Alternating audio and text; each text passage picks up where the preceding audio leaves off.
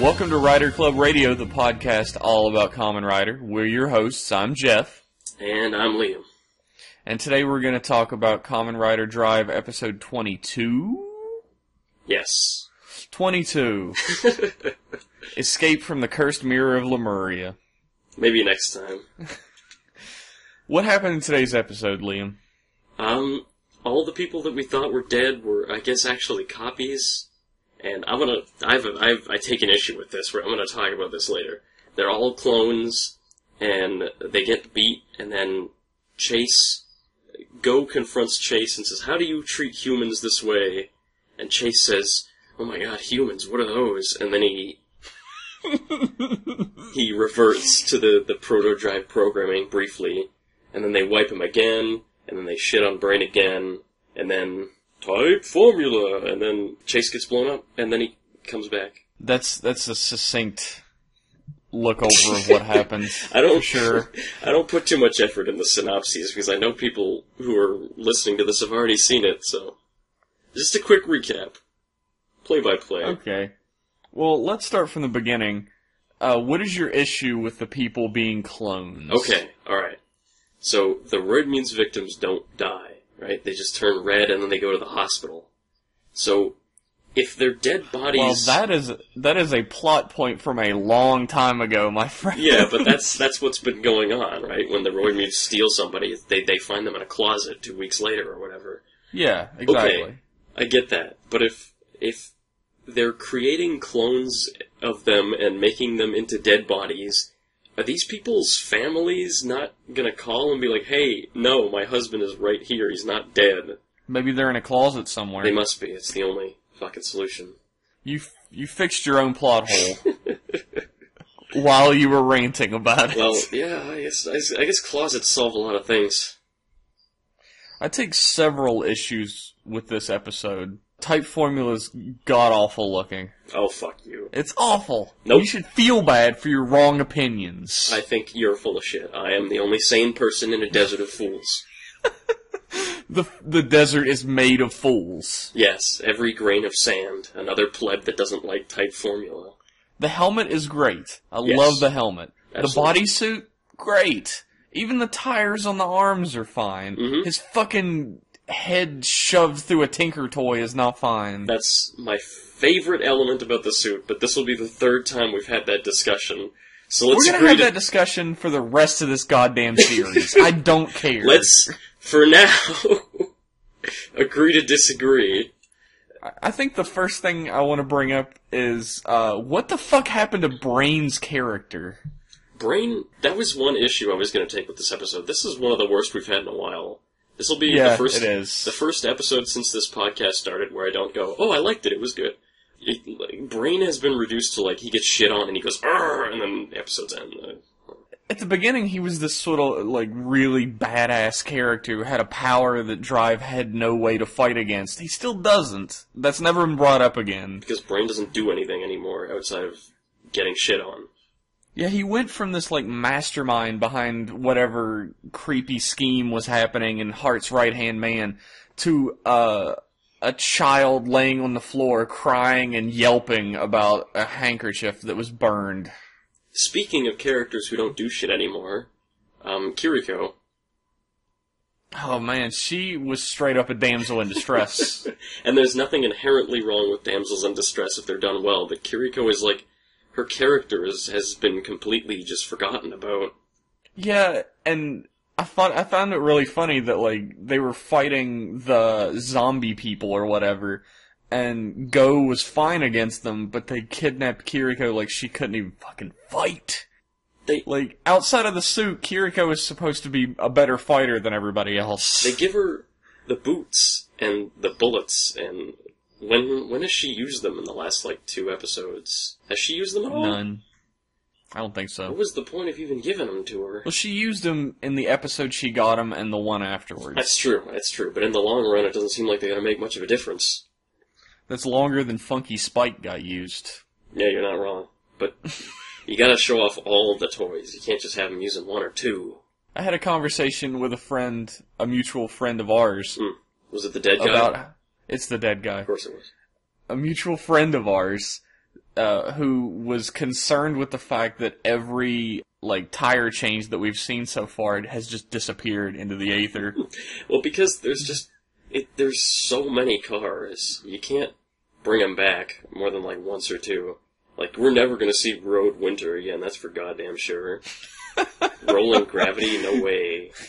Is there someone sitting on the edge of their seat, like, maybe in this episode, Road Winter will come back? You know what? You joke, but I'm sure there are people out there who are like, this is my favorite shift car, and I'd like for him to use it again, but no way. No way. You're crazy. Justice Hunter is dead. Justice Hunter had the absolute best ability, fighting with grates. It was just undefeatable. A hand weapon that was just a circle. Fuck Justice Hunter, oh my god.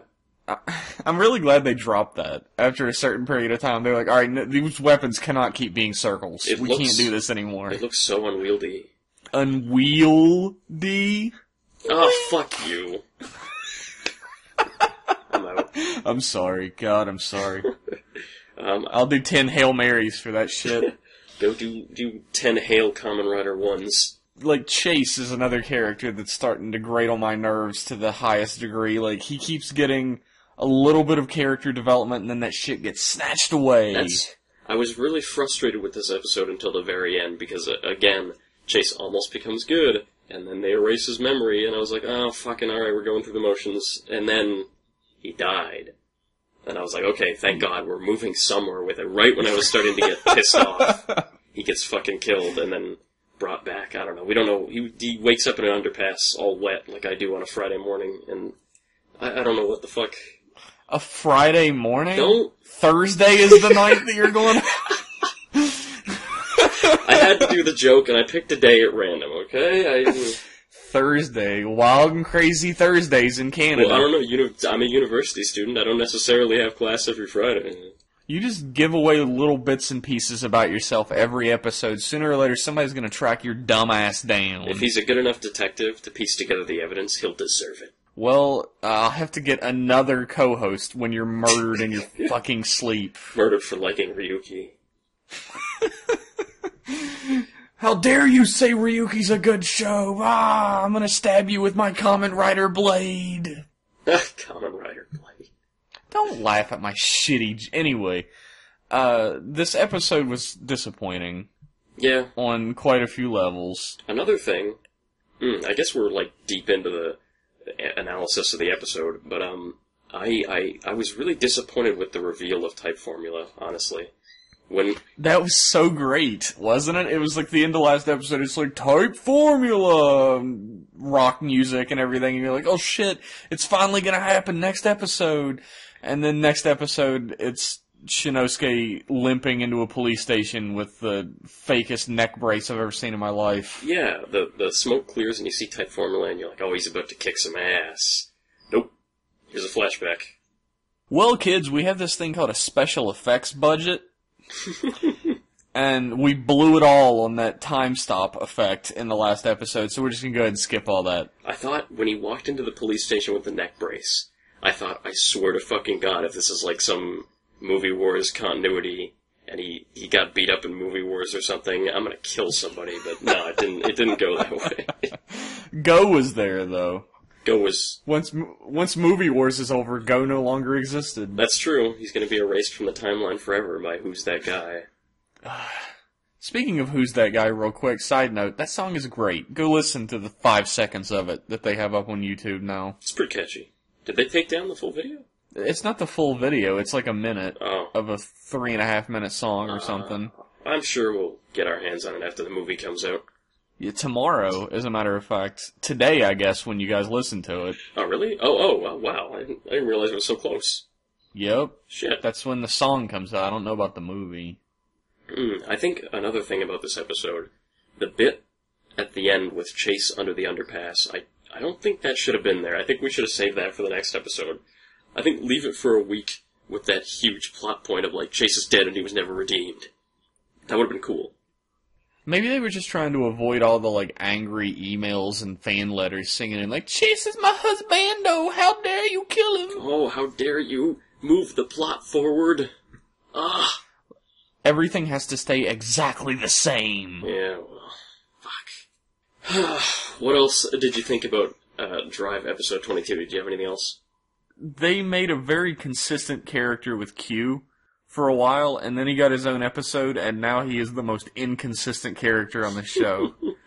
Like, one minute he is completely fucking full of himself and thinks he's the hottest shit, and then the next he's, like, depressed, and then the next he's, like, religious for some reason, doing, like, a religious ceremony to get rid of spirits. Well, I think I can see him being full of himself as just a front for him being, like, a very insecure person. I think they can justify that. They haven't done it very well, but they could. I don't know about the ghost thing was probably just him being the comedy relief.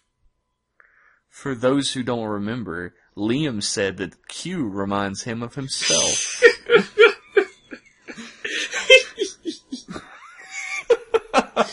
Little piece by piece, Liam's identity. Oh, fuck this podcast. That's what everyone listening to it's saying. One last thing I have to say about this episode. Okay. How in the world do people still not realize what's up with the shift cars?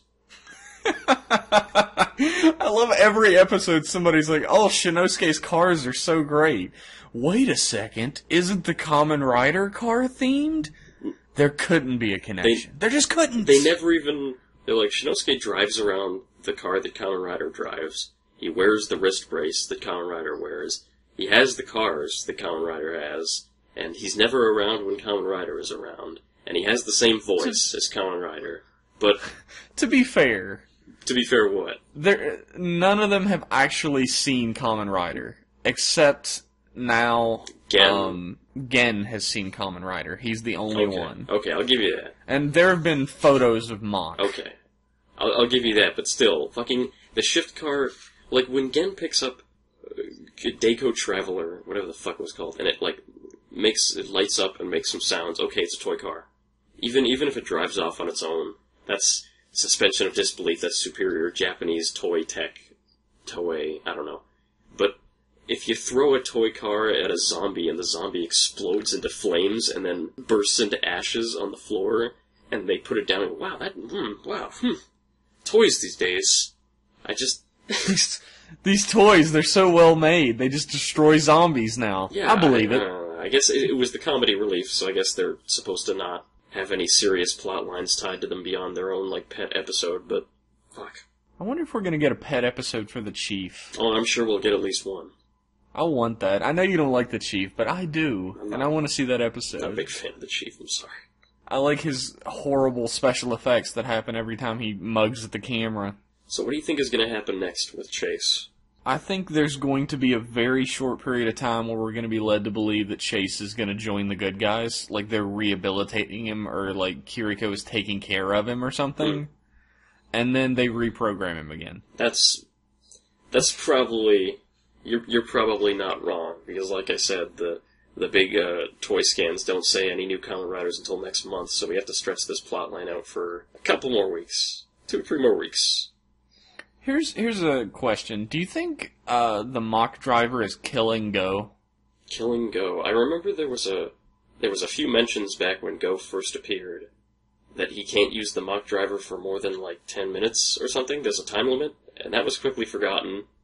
But well, he mentions the time limit several times throughout. Like, he says he's running out of time, or he doesn't have time for this almost every time he transforms. He does mention it, but then there was that one episode where, I think it was part of the Judge arc, where he stays transformed for like a whole day. And he's like, I'm so on edge, I have to stay transformed all day. And I was like, hey, well, I don't consider that part of the plot, because it was really obvious that the actor just couldn't be there. Yeah, you're probably not wrong. But yeah, killing Go, that wouldn't be crazy, because we've had, the belts fucking with Kamen Riders in the past, slowly murdering them or turning them into monsters. I won't say which seasons do it, because that's a spoiler.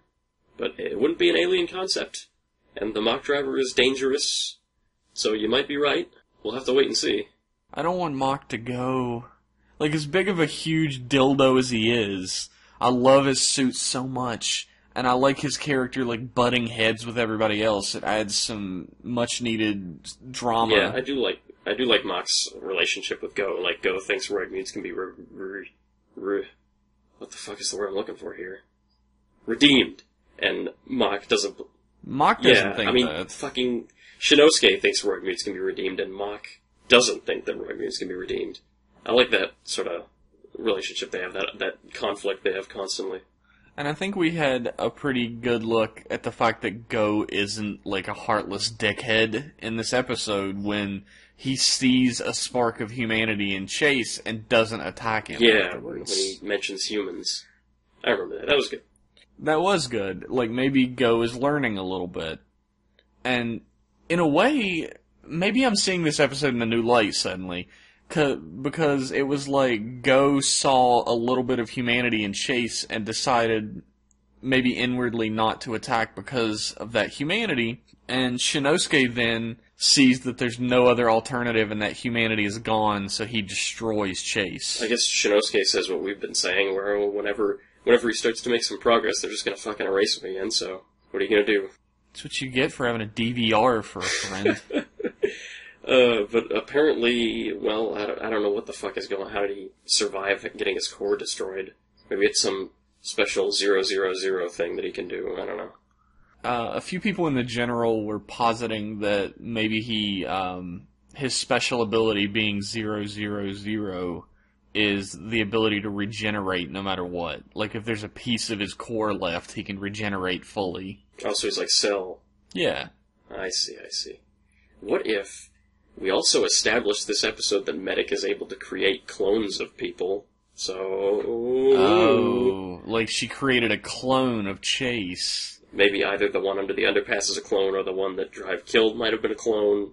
But they didn't explode into ashes. I don't know. We'll have to wait. There's no way to be sure right now. Yeah, the camera was really far away from the core when it exploded. You couldn't make out what number it was. That's true! I didn't realize that until just now. I couldn't see the number.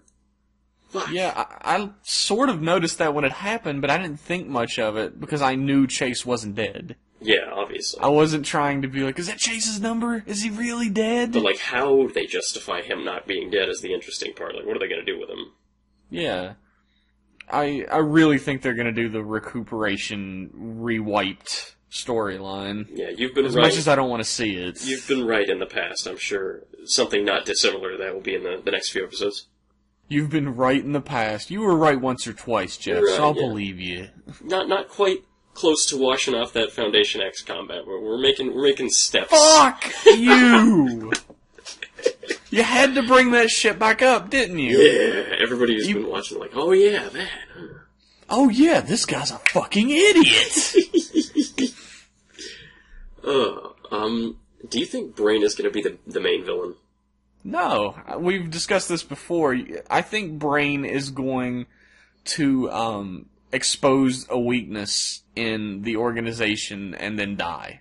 I think that, like, he's not going to turn hero. A lot of people seem to think that. No way. He's going to try and destroy Medic. He's going to try and ruin her plans, and in that way he's going to show what the weakness is.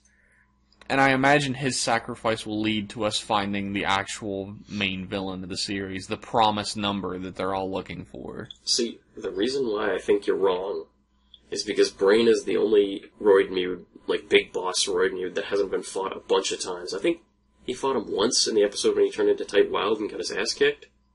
Shinosuke fought him once. But Heart and Medic have now been fought like multiple times, and they get beat up too. So I don't know if they're getting their asses beat this early by Dead Heat. I don't know. Well, that's the thing. In the earlier episodes, they talked about like 001, 002, and 003 being like the leaders of the organization or whatever. But people are thinking that that's not Heart, Brain, and Medic because Medic is 039. Oh, so at least one of them is unknown, even if Heart and Brain are 1 and 2.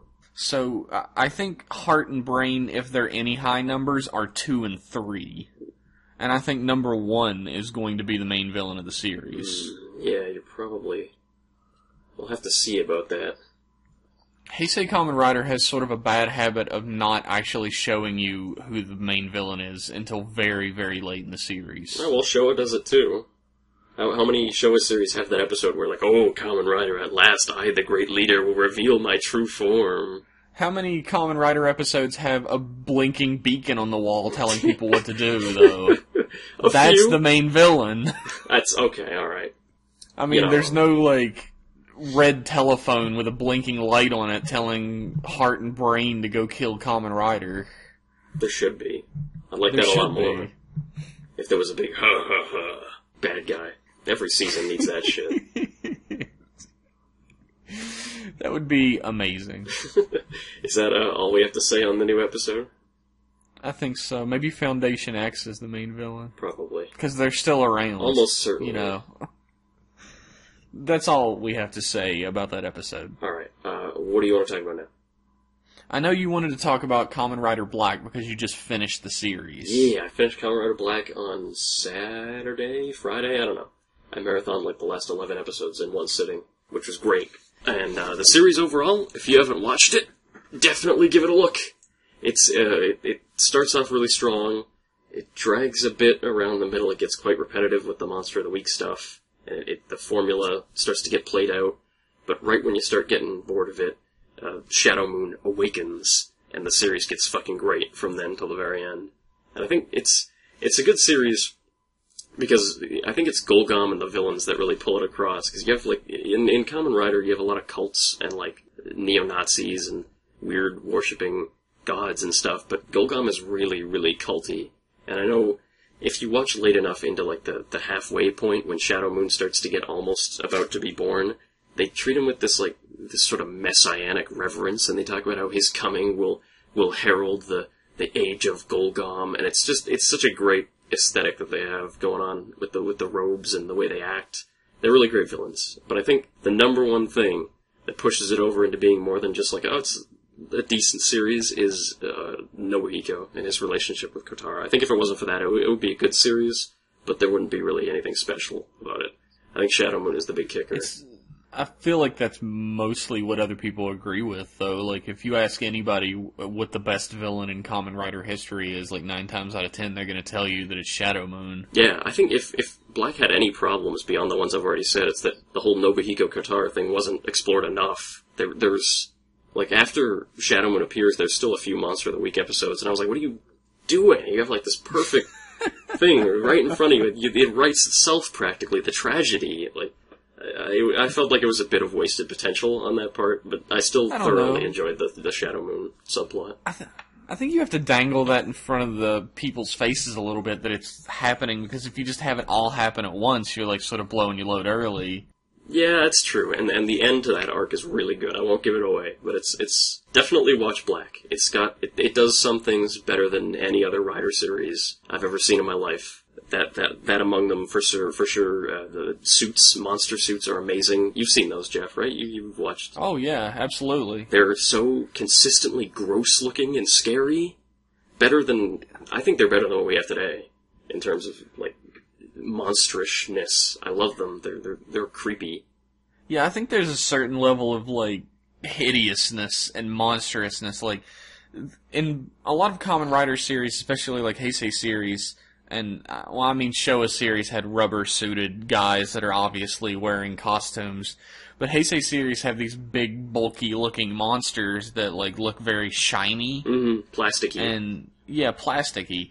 Black has, like, 80s movie monsters. Like, they're drippy and fucking horrible looking, and they're quick and agile so they can fight him on his own level and everything. There's a really, really good shot in one of the later episodes where it's a housefly mutant, and he rises out of this, like, Golgom swamp bog, and there's water dripping off of him, and he just looks so fucking gross, you can practically smell him. The monsters are just great in Black. Best monsters.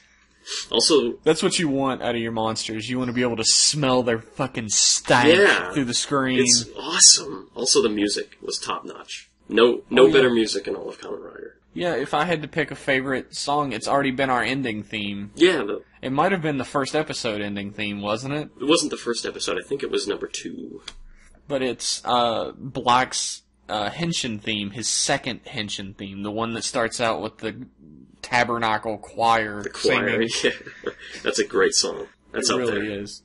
if we're gonna talk about series like Black that start out good and then get slow and trotting and then get amazing, let's talk about the exact opposite. Let's talk about Kamen Rider Kabuto. Oh, Kabuto is next on my list. Our friend Liam here has not seen Kabuto. Not yet. So send him hate mail about not watching a Kamen Rider series. I'm going to have started Kabuto probably by the time we're recording the next podcast, so don't worry about that. Kabuto starts out, it seems like it's going to start out strong, but it drags its feet near the beginning. Once you get over how cool the concept is, it drags its feet a bit, but it really starts to hit its stride and it draws you in, and I think they start to realize that Tendo as a character has become so completely overbearing that they have to poke fun at him a little bit. Although he never is there's no poking fun at him directly, it's always around him or whatever. Yeah. But the series becomes so much better after a few episodes in. And then it tanks like a motherfucker towards the end. It's like the writers were like, what story were we writing again? I'm just gonna write something from here on out and hope for the best. That's what I've heard about Kabuto. I was very strongly tempted to watch the English dub, but I've decided against it. The English dub isn't actually from an English-speaking country. It's from the Philippines. For those of you... For the 5 of you out there who don't know about the Filipino Kamen Rider Kabuto dub, you should watch at least the first episode, because Tendo's voice is fucking enchanting. This dude is in love with that guy. It's a great voice, though. Like, the way he says everything. He sounds so manly and American, which is like nothing like Tendo. Anyway... Kabuto has the sickest suits you'll ever see. It has some pretty decent special effects for its time. The fight scenes are pretty damn well choreographed. It has at least 2 lovable characters in it. It has Kamen Rider Sasord, and later it has Kamen Rider Kabutack, Kagami. Kagami should have been the main character. I thought he was Gattack, not Kabutack. Oh yeah, Kabutack is a is terrible, big, silly, ridiculous Metal Hero show. The suits in Kabutack, anyways. I'm sorry, I got fucking flashbacks. It just pops into my head every now and then, the horror that I've been just through. Embrace Kabutack. Gattack, as in Kuwagata and attack. Yeah. Gattack. Kagami is his name, and he should have been the main character, is the consensus that people seem to have, because he's actually likable. Well, that's what I hear about Kabuto, is it does a sort of, like, 20,000 Leagues Under the Sea sort of thing, where, like, the point of view character is the secondary character, and the main character is this weird fucker that you don't relate to, because he's so weird. Yeah, pretty much. Yeah. And his shtick of being, like, greater than everyone around him is, you can deal with it for a short period of time. And then he becomes unbelievably overbearing. That's just one man's opinion. I look forward to disagreeing with you after I've seen the series. I'm sure you will. What else are we going to talk about now? Oh, I did want to talk about a little fact that I thought about a while ago, and I've already told you about this before, Liam, but the actor that plays Tendo Soji is fluent in English. He can speak completely without an English accent. His English is flawless. It's absolutely flawless. And his voice when he speaks English is completely different than his deep, slow voice when he's speaking Japanese. It's like really high-pitched and whiny, which cracks me up. Well, I told you this back when you first told me this factoid. It's that people who don't have American accents, or like an accent like I have, they tend to, when they imitate it, put on this really nasally voice like this. That's exactly what he sounds like. Yeah. I had a teacher in high school who was British, and he had a very, very strong English accent. And whenever anybody poked fun at him for it, he would come in and say, "Oh, I've got my vitamin water," and everyone would, "Fucking vitamin water," and he would go, "Oh, sorry." He would go, "Oh, sorry, vitamin water." Like, I think that's just how they hear us. The thing that I realized, though, after a certain period of time, is that when he speaks as Tendo Soji, he says, like, English words all the time, but he's faking a Japanese accent. Yeah, just like Belt-san does. Exactly. Like, when he speaks Japanese word, like, English-style Japanese phrases. He's just faking an accent like an American does when he's pretending to be Kamen Rider, being a weeb, as we do. Yeah. It cracks me up just to think about that. I've seen footage of Tendo speaking English. It's jarring when he's talking to that child actor that plays Kid Him in that flashback scene. And he's like down on his haunch. He's like, you don't have to do it exactly right. You gotta reach out and do it. Like, I was like, what the fuck? It's weird. No, you can do it however you like. It's nice knowing, though, if I ever bump into him in the street, I can just talk to him. Like, that's gonna happen. Yeah, you and him could just be best pals. Yes, buy him a donut at Tim Hortons, and away we go. That's a friendship that's gonna last forever. I see him as your best man one day. You been reading my fan fiction, Jeff? One last thing before we get on to, I guess, the official, unofficial second topic. For those of you who play video games like us, like a couple of fucking losers, you might have heard of Chroma Squad. Have you heard of Chroma Squad, Jeff? Oh, absolutely. We know the same guy who won't shut the hell up about it. Yeah, well, I'm gonna be him for a minute. It's this game, if you haven't heard about it, it's like a turn-based strategy RPG, not unlike Fire Emblem, where you play as a Sentai squad fighting monsters and stuff, but the real twist is that you're not actually the Sentai squad, you're actors in a TV show. And that game got a release date just recently. It's billed for April 30th, I believe.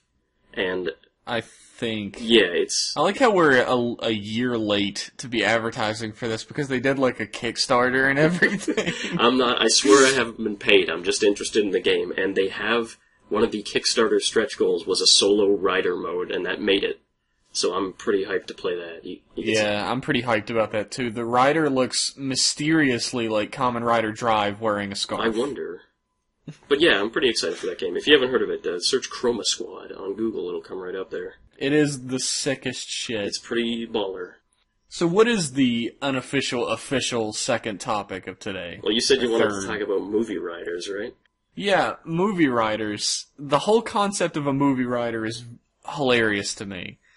Because they're like, alright, we need to draw kids into the movie theater. Let's just make a character that they'll never fucking see again. This is gonna be their only appearance. They're like, we have an extra sculpt of the main rider's suit. We have an extra suit sitting around. Let's dip it in black paint. There we go. There's your plot. We'll call him Blood Orange.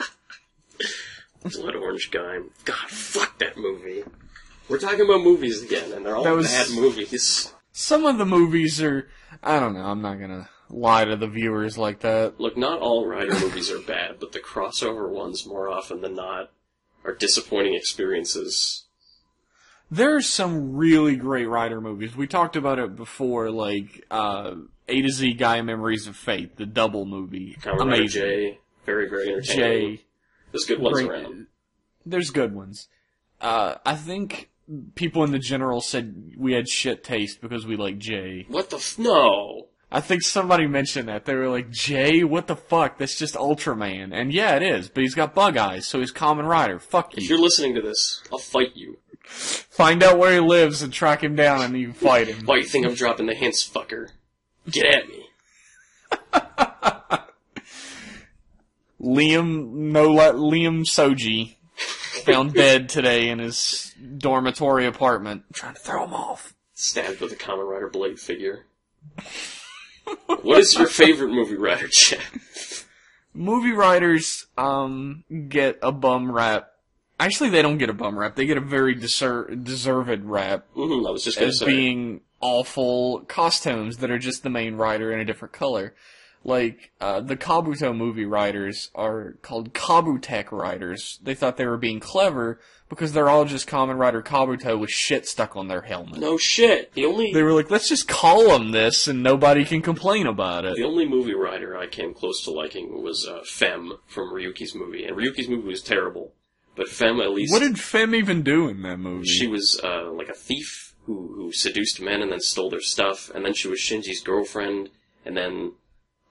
I guess I'll spoil the Ryuki movie. It sucks. And then she dies, and that's that. But she's got a unique costume, and she's got a unique mirror monster, and she's pretty cool.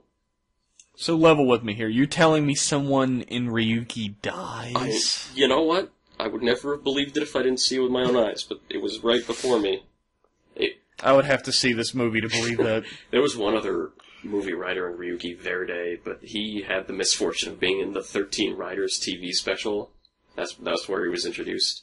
And have you seen that, Jeff? No, I have not seen that TV special. Dreadful. I don't know why I even sought it out. Does there ever actually end up being 13 Riders? I feel like I heard somewhere that even with the 13 Riders movie, there's only 12. No, with the 13 Riders, if you count Ryuga, Dark Ryuki. Oh, I forgot about Dark Ryuki. He sucks. The original suit dipped in black.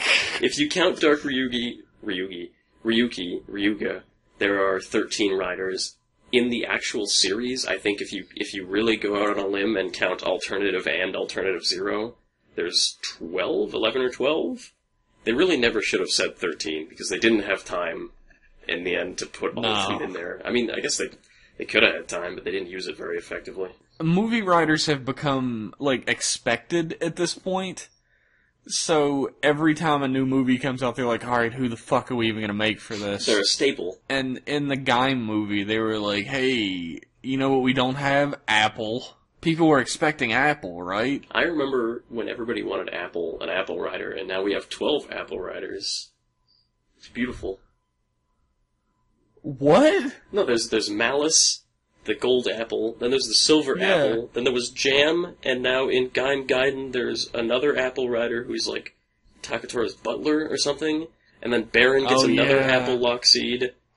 I thought you were being serious that there were that many Apple Riders. There aren't literally 12, but there's a fuckload of them now, and they all use almost exactly the same costume. Yep. The costume that looks like some fucking motocross driver just fucking glued parts of costumes to his body. It looks great on Baron, though, I'll give that. You think everything looks great on Baron. Well, it's not my fault. Baron is... And you're not wrong. Baron's my husbando, and he's got a good suit. He did have the best suit in the entire series. Baron Lemon is beautiful, I loved it. Oh, Baron Lemon's shit. I'm talking about Banana. Baron Lemon was really good. Baron Lemon's fine, but it's no Banana. Yeah, the Banana's good. Banana is great. Mango was amazing. Is immaculate. That's the best suit in the series. Yeah, I thought we were talking about movie writers. What is your number one favorite movie writer, Jeff? I don't have any, because they all fucking suck. Eternal. Eternal. I was gonna say, I thought Eternal was cool. Eternal is cool. Actually, I don't know whether he counts as a movie-only writer or not, but I have to say Skull was my favorite. In the show? I thought it was a movie. He appears in the show twice, but never, he doesn't fight, and he's not, characterized. He's just, a ghostly image. But, yeah, Skull. Absolutely Skull. Yeah, Skull's cool. Like I said, I haven't seen Double, but I like Skull's design. In a different time period, we could have had a Kamen Rider Skull series. Maybe in an alternate universe. Oh, well. Fuck that alternate universe. Speaking of movies, I'm going back to Black, I'm sorry, I'm still hyped about it. I watched Black's movie, and Shotaro Shinomori is in that movie, eh? Yeah, he is. I didn't know that. There's a bit where he talks to a fisherman. The fisherman's like, alright, that way lies Demon Island, and the Gogom's there. And I was like, that guy, and I looked it up, and it was Shotaro Shinomori. What the fuck? That was awesome. He appears in quite a few things, actually. As he got older, he was like, you know what, fuck this, I'm gonna be in front of the camera. Might as well. He earned it. I think he was going to play... I'm probably pulling this right out of my ass, but I remember reading somewhere that he was gonna play a recurring background character, who would just be a one-off character in a recurring theme or something on Kuga, but he had passed away by that point. That's unfortunate. That would have been cool. Yeah, Kuga was the final series he worked on, and it's the final series that I could say has, super strong ties to the, stuff he was working up from the beginning of the Showa era. Kuga has a lot in common with Black, in a lot of ways. Like what? The tone of the series, the one rider versus overwhelming odds, the, like, mysterious cabal of enemies that, I mean, that's been carried over, that you don't really know what their goal is, and the Rider versus Mirror Image from Black. Oh, yeah, Shadow Moon. Is really heavy towards the end of Kuga as well. Yeah. Does Chase not remind you a bit of Shadow Moon? I know we've already made this distinction, this comparison. Yeah, I mean, we've made that comparison because people will say Shadow Moon's not a rider, and they'll say Chase isn't a rider. And I can totally see where they're coming from, because I've said that shit before myself. Yeah, you said it here on the podcast. You're right, and I stand by that shit. They don't have rider in their name, they're not a Kamen Rider. You slave to Toei. You're right. My wallet is open to great Toei. But it's like, I don't know, it's like he was a good guy, and then he's brainwashed, and then he's a bad guy, and he's like kind of like the main rider, but not quite, and he's like a dark reflection of the main rider, and he's like constantly showing up to fuck him, and he's, the main rider's like, you're good, you can do it! Constantly showing up to fuck him, huh? Are you sure this isn't the fan fiction you were talking about earlier? Figuratively. Rider fan base has really changed since the beginning. That's true. Oh, man. Yeah, movie writers. I don't really have anything to say about movie writers beyond the... We're getting a shit ton more of them as time goes on. Yeah, hopefully. I can't wait for Kamen Riders 5 through 30. That's gonna be great. They should just put them all in the next movie. Like, fuck bringing back all the other suits. Just have, like, 30 new Kamen Riders show up. Man, that movie better make bank. They have to make 30 suits, Jesus. They just dip the actual regular suits in black. Oh, yeah. Save all the money there. Instead of being Kamen Rider Ryuge, it would literally just be Ryuki painted black. You'd see it dripping off of him as the action scenes go on. Every time they take a step, they leave a black footprint behind. No, it's to symbolize the dark presence. Now you're thinking like Toei. Yeah. Toei, call me. That's probably the fourth one of these you've said that in. Well, I'm an executive, basically, right now. You're an executive asshole. Oh. Is there anything else Kamen Rider-wise you would like to talk about in this podcast? I've hit all my notes, so no. Alright, we're approaching the 45-minute mark. Longest one yet. This is the longest and the most boring. I apologize to our 10 people who listen to this. No, that's great. A less than good episode of Drive draws a lot of commentary, I guess, out of us. Yeah, if Drive goes really shitty and just gets worse and worse, we'll have so much material. Just use the length of the podcast as a gauge for our opinion. You don't even have to listen to it anymore. Well, you just gave them free reign of the fucking kingdom, didn't you? Oh, well. Well, thanks for tuning in and listening. We appreciate it. Yep. We still have a Twitter. We still have a Gmail. It's Rider Club Radio in both instances.